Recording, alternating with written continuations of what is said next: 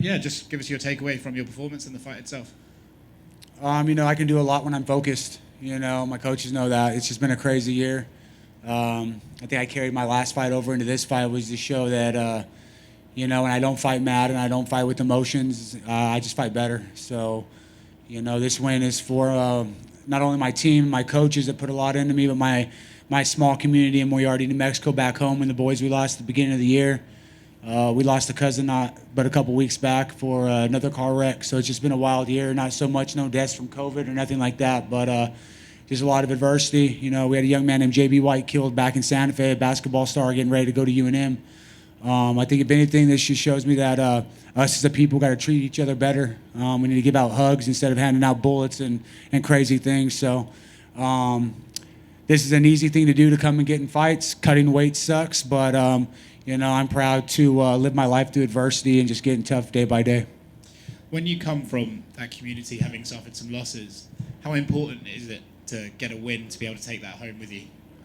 If anybody knows me from home, it's through trials and tribulations and through just through nothing but the hard knocks. You knock yourself down, you got to get back up. So, showing the football team and Moriarty, the Pintos, and the basketball team and the seniors that have gone through this crazy year, life doesn't stop just because things get hurt, just because things get hard. It makes you tougher, and it shows you how to be patient and deal with things. I didn't do that so well in my last fight in February. I was in training camp and I was training, but I was just kind of going through the motions. So for this fight, I was able to focus a lot better, and the two fights show a big difference. Focus to just going through the motions is a big deal. So to my people back home and the kids back home, the high schoolers and my nieces and nephews playing sports, you got to keep trying, because if you stay down, that's the only way we lose. You're talking about incidents very specific to your community, but I think this year of all years, I think everyone can understand what it's like to face some troubles and stuff. Do you think this is an important message for people, that you can't just take a loss and let it affect you? You need to just keep powering on, power through. Yeah, I think just in general, worldwide, this whole year has affected all of us together. And if we have anything in common other than riots and all the crazy crap going on with not liking the police or whatever it is, us as a community as a whole, as people, we got that in common, that we can fight through adversity, we can keep on keeping on, and that we got to treat each other better. Congrats, man. Hey, thank you. Tim, there was a couple times he was catching you with some spinning elbows and stuff, and it looked like a lot of them hurt, but you kind of walked right through it. Did any of those sort of stun you and set you back a little bit?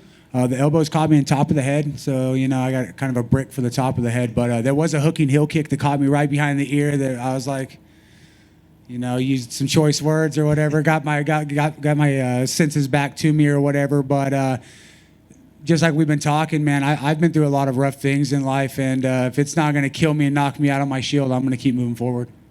What I love about watching your fights is that your fights tend to be just grungy brawls, and I know that what's great about watching is we get to see your heart a lot, but I'm sure you'd like to get some of these fights where you go and maybe get like a quick little finish, or do you like some of these fights where you get to get a little adversity, show your heart, show your skill, and pull a win out by the end? Damn right I want the quick fights. That's how you get the bonuses. But we train for the 15 minutes, and, the thing I enjoy the most about the UFC is the fact that we don't get easy fights. We're not fighting guys that are 0-12 or 1-15 or whatever. I could have easily gone and boxed and been fighting guys with upside down records or padded my stats all day. But with individuals in this sport, sons of bitches are just too tough. You better be on your A game, or you're gonna get slept or put out on your shield. And I'd rather go out with my shield than on it. But a lot of my fights, I'm just kill or be killed type of guy. But Coach Tom and JJ, we've been working a lot of my wrestling still and cage control, and just trying to wear some of the time off in the fight and wear the fighter down. So I was able to show that today in this fight. I got that crazy mentality if with my family, my mom and dad and stuff, we ain't throwing turkey legs at the Thanksgiving dinner. We ain't having a dinner, you know what I mean? So we like things a little feisty, you know what I mean? And like you said, I mean, you look back at the recent record, and I think you said it right. You're fighting killers. There's been win-loss. What needs to happen, you think, to stay on the win streak? Is it a mental thing? You said the last one you felt like your focus was off. Is it a focus thing, or what do you think it needs to be to keep that win streak moving forward?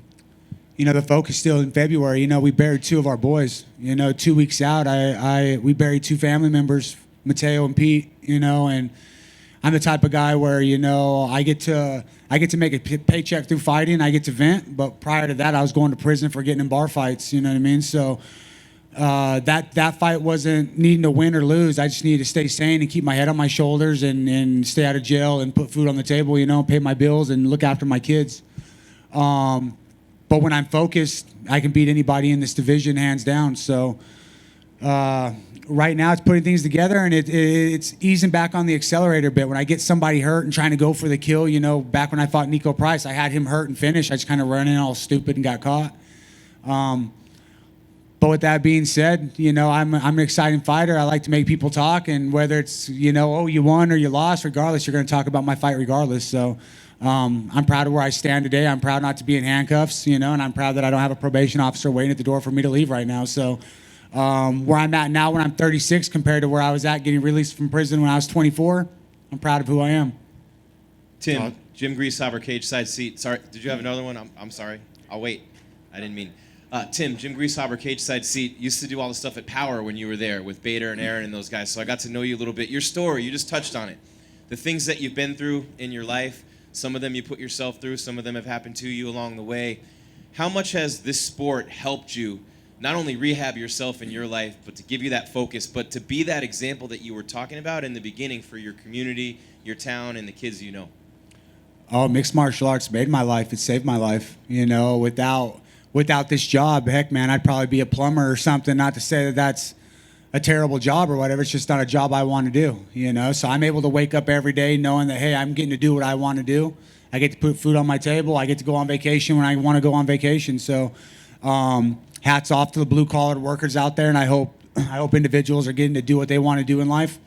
I'm just proud to get to cash the checks I want and then hang out with the people I get to hang out with. So back home with adversity and talking to the kids and the kids I work with at the high school and my kids alone, adversity is everything. We can't just because say you get a promotion, if I'm not doing my work, I'm not getting the same promotion no matter how big of a fit I throw. So we have to work for everything we have, and if you don't, you're going to get left behind.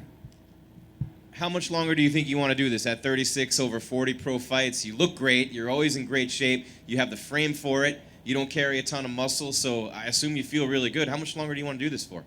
I disagree with you. I think my muscles are huge. Flex them, throw them up there. But right now I'm 36, and it's one fight at a time right now. I let Tom do that. He tells me what we need to do, and then we just, especially this fight, super uncomfortable situations, dog-ass tired, grinding, nutrition, hydration. But, I might be 36, but I feel like I'm a good 19 right now, just with better smarts, you know what I mean? The game slows down a little bit, right? It helps as you get older. My looks have definitely gotten better, but I don't know about the other things.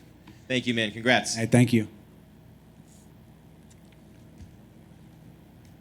We good? All right, y'all are beautiful. Thank you.